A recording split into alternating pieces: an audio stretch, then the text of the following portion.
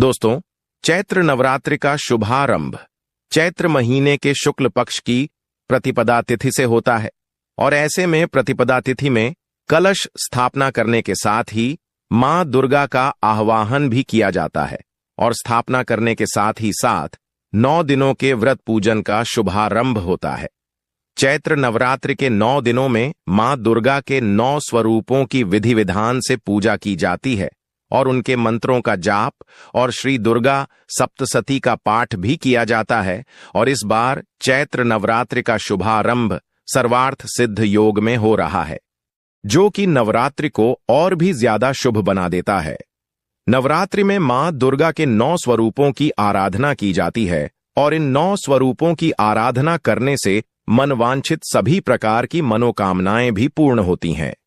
हमारे सनातन धर्म में चैत्र मास की नवरात्रि इसलिए भी महत्वपूर्ण है क्योंकि इस नवरात्रि से हमारा हिंदू नव वर्ष प्रारंभ होता है।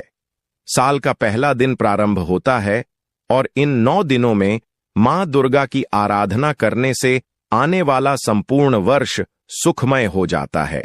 मां दुर्गा समस्त भक्तों पर अपनी कृपा बनाए रखती हैं और अपने भक्त के हर प्रकार के संकट को टालती है।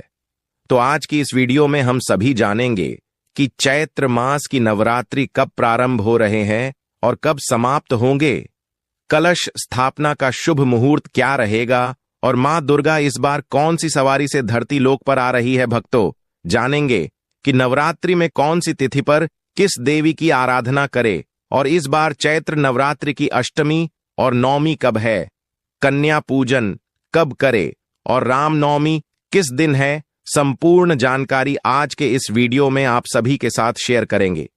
वीडियो बहुत ही महत्वपूर्ण है, तो निवेदन है कि वीडियो को पूरा अंत तक जरूर देखिएगा और अगर मेरी मेहनत पसंद आए तो वीडियो को लाइक कर दीजिएगा। मेरी आवाज पहली बार सुन रहे हैं तो हमारे YouTube चैनल को सब्सक्राइब करके पास वाले बेल आइकन को जरूर प्रेस कीजिएगा ताकि आने वाले त्योहारों से जुड़ी हुई संपूर्ण पूजा विधियां, शुभ मुहूर्त आप सभी को हर रोज मिलते हुए चले जाएं। साथ ही कमेंट सेक्शन में जय माता दी जरूर ही लिख दीजिएगा।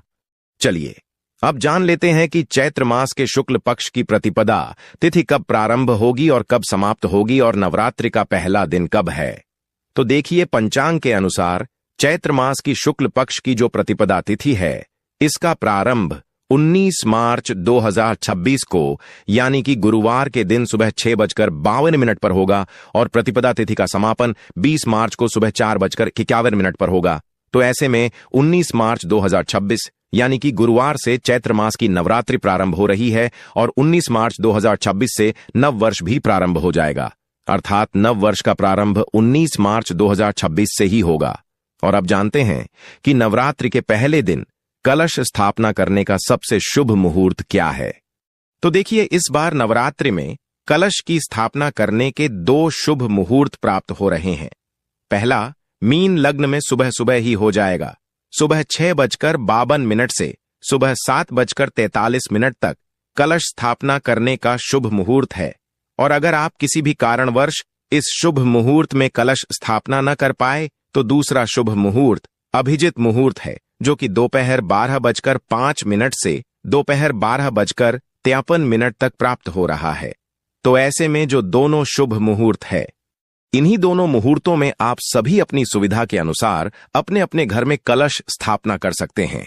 और इस बार नवरात्रि पूरे 9 दिनों की है, जैसे कि 19 मार्च को नवरात्रि प्रारंभ होगी, 27 मार्च 2026 को नवरात्रि का समापन होगा, 26 मार्च को महाअष्टमी है या आप दुर्गा अष्टमी भी कह सकते हैं और 27 मार्च को नवमी तिथि यानी कि रामनवमी रहेगी। मां सिद्धिदात्री की पूजा और भगवान श्री राम का जन्मोत्सव 28 मार्च 2026 को यानी कि शनिवार के दिन नवरात्रि व्रत के पारण का दिन होगा। यानी कि जो भी भक्त इन 9 दिनों में नवरात्रि का व्रत करते हैं वे सभी 28 मार्च को अपने व्रत का पारण करेंगे। और अब जान लेते हैं कि मां दुर्गा इस बार कौन सी सवारी पर सवार होकर आ रही हैं। देखिए, गुरुवार के दिन मां दुर्गा का आगमन हो रहा है और जब नवरात्रि का प्रारंभ गुरुवार से होता है तो ऐसे में मां दुर्गा की सवारी होती है डोली। तो इस बार चैत्र नवरात्रि पर मां दुर्गा डोली पर सवार होकर आ रही है। और 9 दिनों तक अपने भक्तों के घर में विराजमान रहेंगी, तो आप सभी पूरी सच्ची श्रद्धा और विश्वास के साथ मां दुर्गा के स्वागत की तैयारियों में लग जाइए।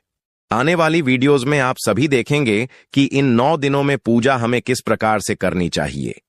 पूजा की संपूर्ण विधि में स्वयं करके दिखाएंगे, तो हमारे YouTube चैनल को सब्सक्राइब करके पास वाले बेल आइकन को प्रेस करके कमेंट बॉक्स में जय माता दी और जय श्री राम जरूर लिखें, क्योंकि आने वाले इन 9 दिनों में हर दिन का भोग, हर दिन के वस्त्र और मां दुर्गा के हर दिन के मंत्रों के साथ उनकी पूजा की विधि बताएंगे।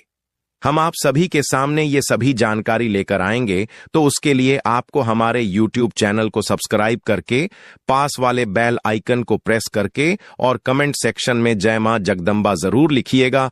ओम नमः शिवाय, जय माता दी।